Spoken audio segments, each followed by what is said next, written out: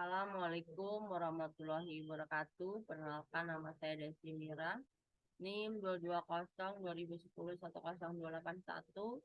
Saya akan menjelaskan tentang pasar dan lembaga keuangan.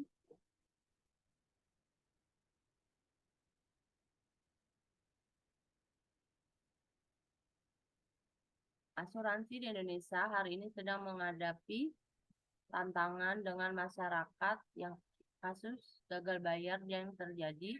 Asuransi ini tentu saja mengerus kepercayaan masyarakat dan konsumsi terhadap industri asuransi. Padahal asuransi tahun 2022, Otoritas Jasa Keuangan OJK sendiri telah mengambil keputusan sejumlah langkah pengawasan sampai pencabutan izin usaha asuransi yang bermasalah.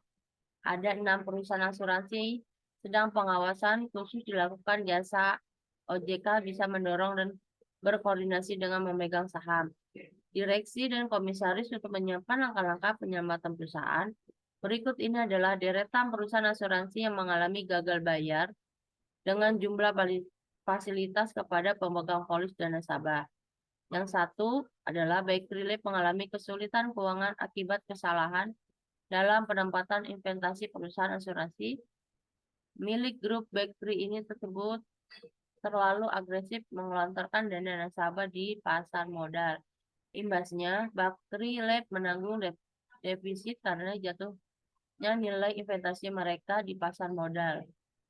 Yang kedua, Bumi Asih Jaya Otoritas Jasa Keuangan OJK mencabut izin usaha PT Asuransi Jiwa Bumi Asih berdasarkan putusan Dewan Komisioner. Yang ketiga, Jiwasraya kasus gagal bayar yang menghantam PT Asuransi Jiwasraya Persero jika bermula dari masalah penempatan dana investasi.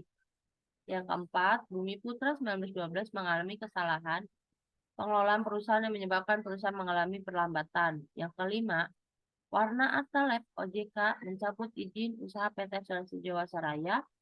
Warna Arta aset Warna Lab diperkirakan juga diketahui memiliki jaminan sekitar 170 miliar. Dengan begitu juga aset Warna Arta Lab diperkirakan adanya sekitar 270 miliar. Sementara perusahaan menjelaskan audit internalnya melaporkan jumlah nasabah ada sekitar 29.000 orang. Yang keenam, Kresna Lab mengalami gagal bayar polis.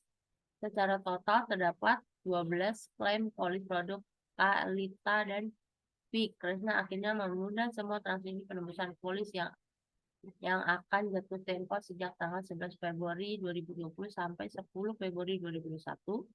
Hanya saja permasalahan pun terkadang karena perusahaan juga tak kunjung membayar klaim terakhir diketahui. Kresna Lab mengajukan rencana konfirmasi polis menjadi pinjaman subordinasi untuk nasabah sebagai kreditor. Dari kesimpulannya, dari perjanjian prinsip sel yang artinya secara hukum suatu perjanjian asuransi antara penanggung dan tanggung sudah dianggap berbentuk sejak tercapai kalah sebagai konsensus sebesar asuransi wajib menjadi ganti konsumen.